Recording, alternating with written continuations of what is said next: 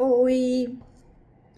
Em Mateus capítulo 5, versículo 13 a 16, Jesus diz assim: Vós sois o sal da terra, e se o sal for insípido, com que se há de salgar? Para mais nada presta senão para se lançar fora e ser pisado pelos homens. Vós sois a luz do mundo. Não se pode esconder uma cidade edificada sobre um monte.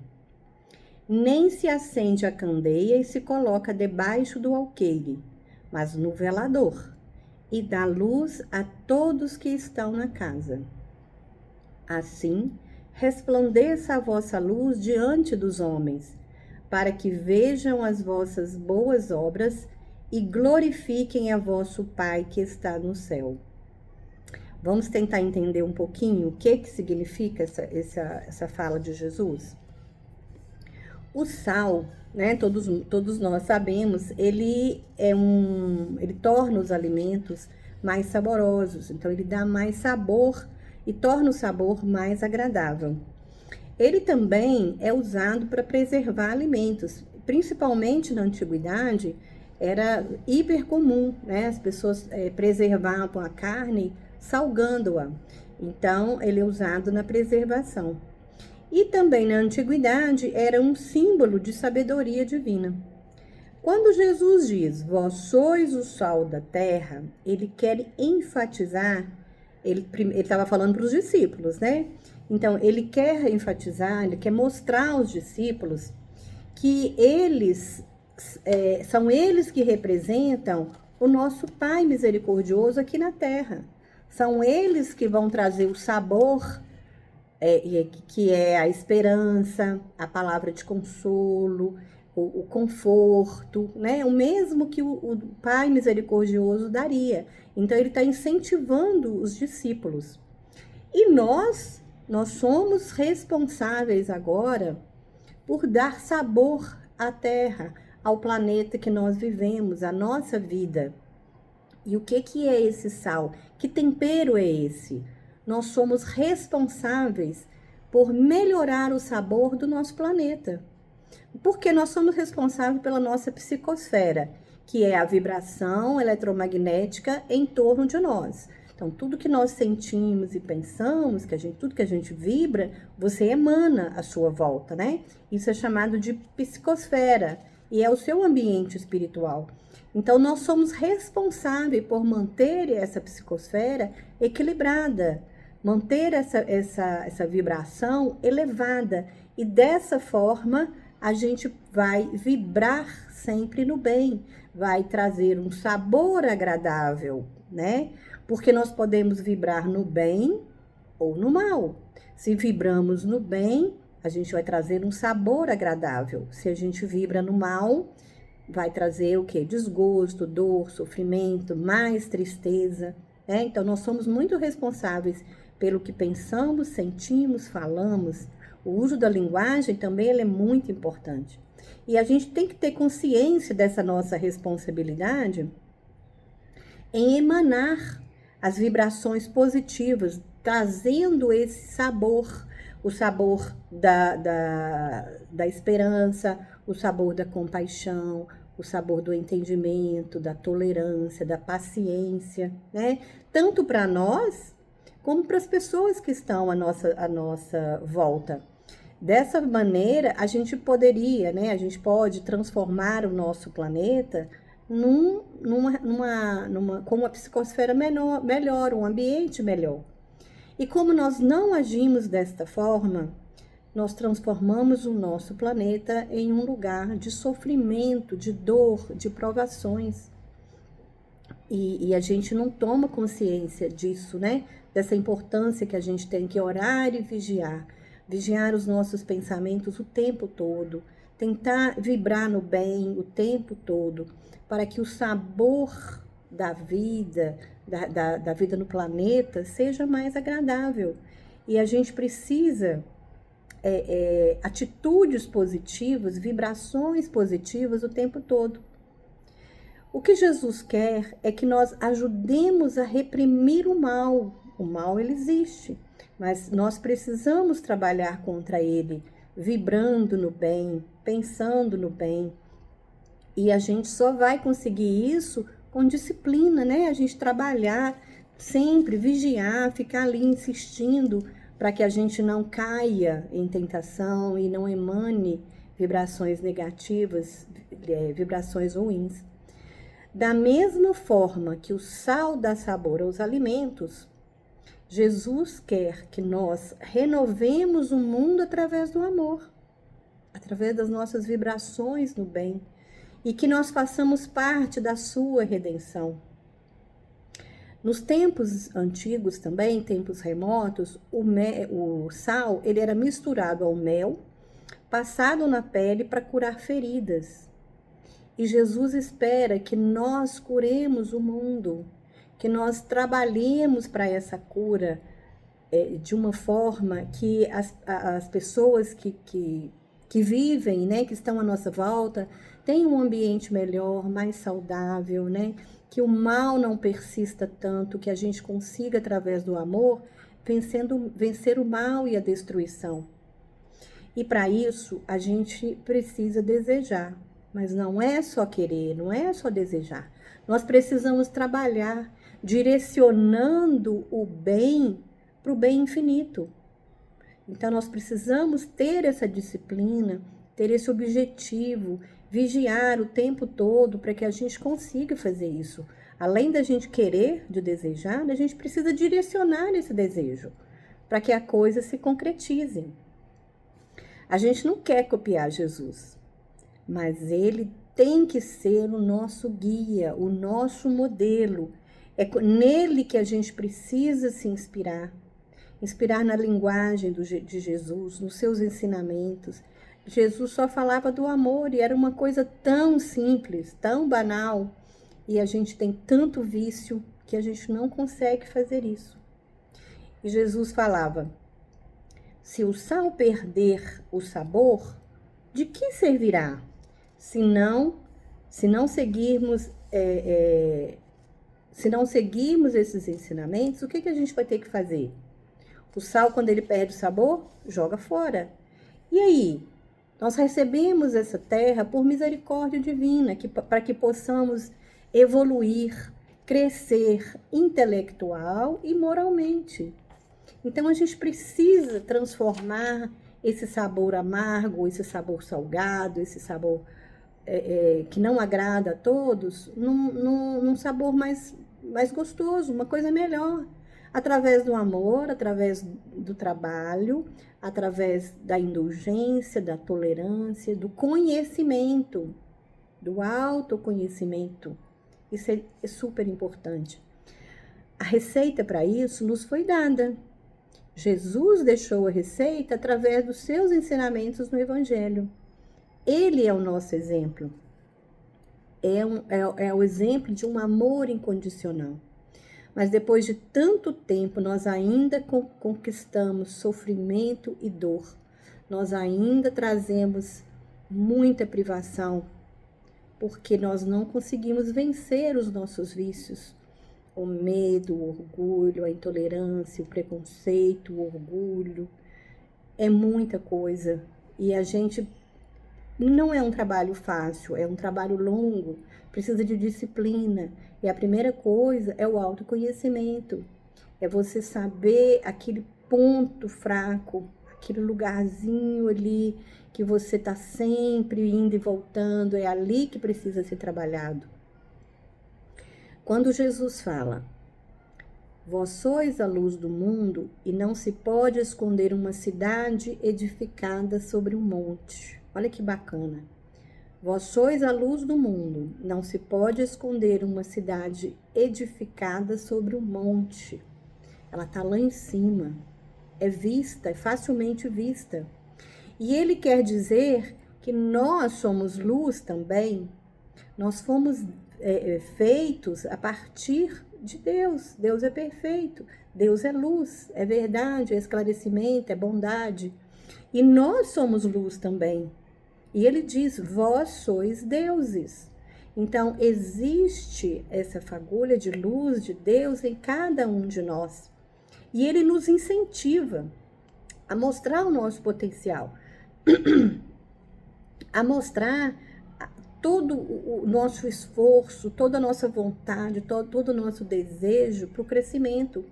Ele nos estimula dizendo: vós sois deuses, vós sois luz, vocês são feitos à semelhança do Pai. E ele sempre com muito amor, muita compaixão, ele nos dá muitas oportunidades para que a gente volte, refaça o trabalho, tente aprender, sempre através da fé.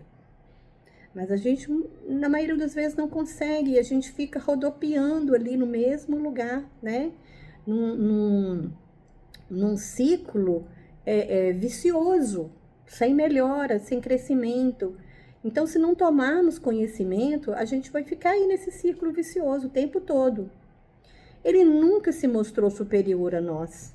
Pelo contrário, ele demonstra compaixão e ele nos incentiva todo o tempo a sermos melhores, a usar essa luz que temos dentro de cada um de nós, acender essa fagulha para que ela possa crescer, para que ela possa iluminar e criar uma realidade melhor para nós e para aqueles que estão à nossa volta.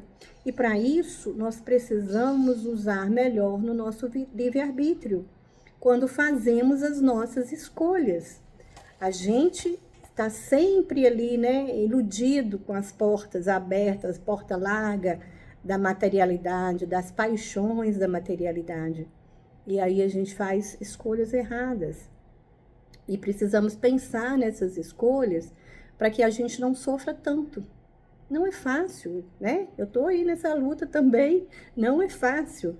Então, a gente precisa ficar vigilante o tempo todo, praticar o autoconhecimento, conhecendo a verdade, estudando, trabalhando o intelecto e usando a razão. É uma fé raciocinada, é com entendimento. E assim, fazendo escolhas melhores, conhecendo a verdade, é essa verdade que vai nos libertar. E Jesus e o Pai misericordioso nos dá muita oportunidade para que a gente faça isso. A felicidade está dentro de cada um de nós. Ela não está em outro lugar, ela não está no marido, no filho, no trabalho. Ela não está em lugar nenhum. Nós não precisamos de companhia, nós não precisamos disso para ser feliz.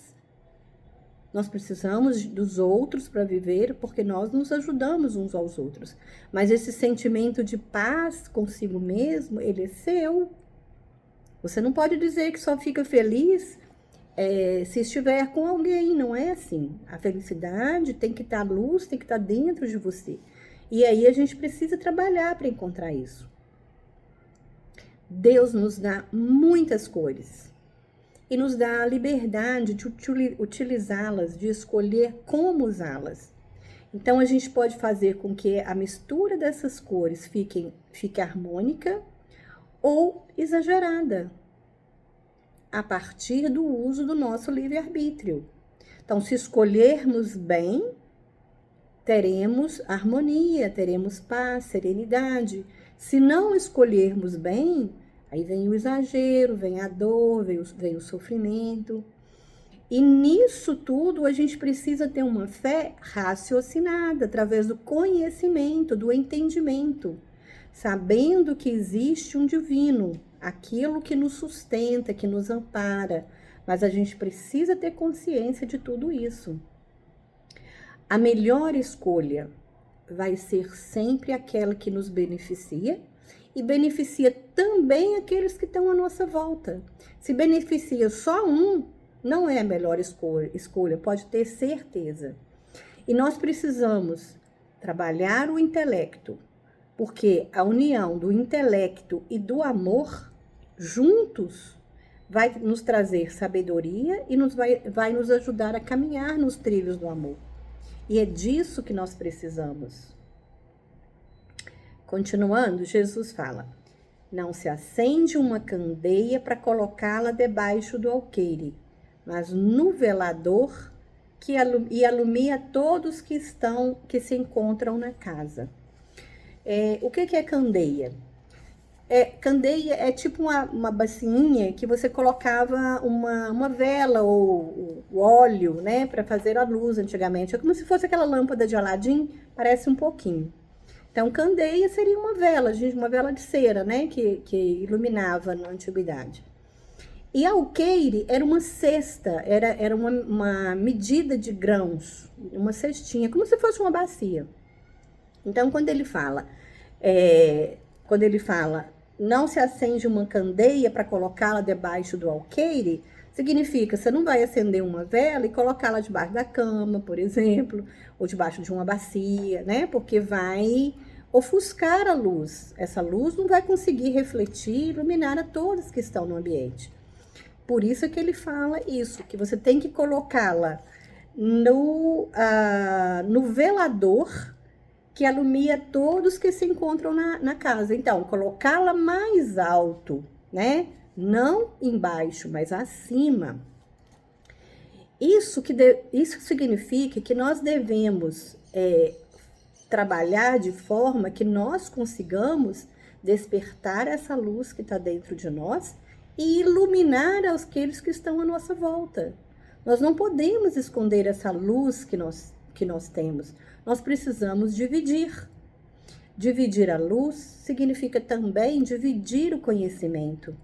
Tudo aquilo que nós aprendemos, nós precisamos passar para aqueles irmãos que ainda não têm tanto conhecimento. A luz tem que iluminar a todos. Não podemos ser egoístas. Nós precisamos transmitir o que sabemos, o que conhecemos, tanto no sentido do intelecto, quanto no sentido do divino, da fé religiosa.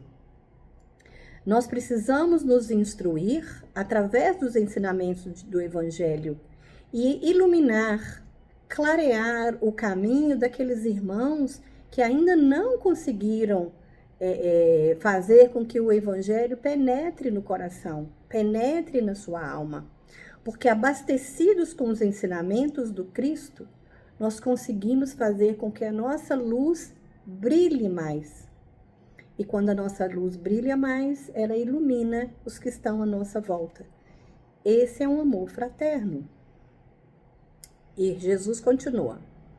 Assim, resplandeça a vossa luz diante dos homens, para que vejam as nossas obras e glorifiquem o vosso Pai que está no céu. Então, que a gente possa usar os ensinamentos de Jesus para clarear o caminho daqueles que estão à nossa volta, para clarear o nosso caminho, para intensificar a nossa luz e também ajudar os que caminham junto conosco. A gente precisa manter esses ensinamentos vivos dentro do nosso coração, com disciplina, para que a gente possa vivenciá-los, não é só saber. A gente precisa vivenciá-los o tempo todo, ter o Cristo como nosso guia. Usar a nossa língua da forma como Cristo usou dele. A mesma linguagem que o Cristo usou é a linguagem que nós devemos usar. Não é a linguagem da maldade, né, de querer levar vantagem. A linguagem do Cristo era de amor, de tolerância, de compaixão, de incentivo, de divulgação, de forma a divulgar o amor divino, o amor de Deus por todos nós. E a gente só vai conseguir fazer isso vivenciando esses ensinamentos, refletindo. Quando a gente vivencia, quando essa luz desperta em nós, a gente vai conseguir, né? Quando nós conseguirmos tudo isso, a gente vai conseguir refletir a imagem do Cristo, o amor verdadeiro, o amor fraterno, através de nós, por onde nós passarmos. E aí a gente precisa ser exemplo através da nossa fé. É a nossa fé que vai fazer que haja mudanças em nós e nos que estão à nossa volta.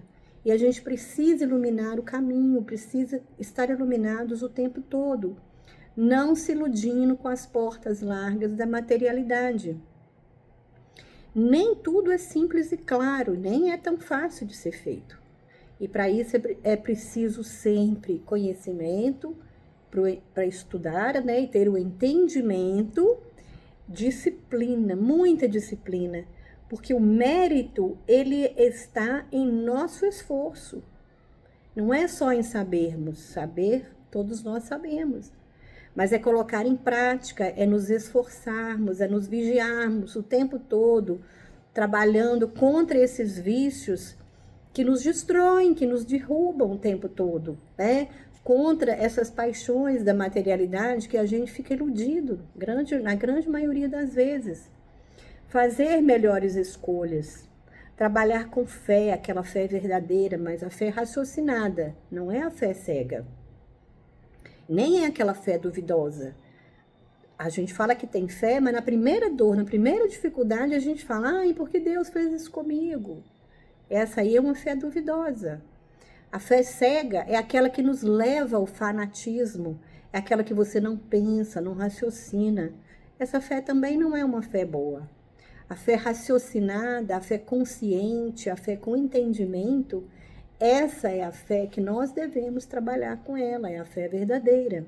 É a fé acreditando que existe uma força divina que nos guia, que nos orienta, que nos aconselha, que nos dá novas oportunidades, que nos acalenta, que nos socorre, que nos põe no colo nos momentos de desespero, de sofrimento, de dor, que está sempre ali. Que muitas vezes, na maioria das vezes, a gente não consegue enxergar por causa das nossas vibrações.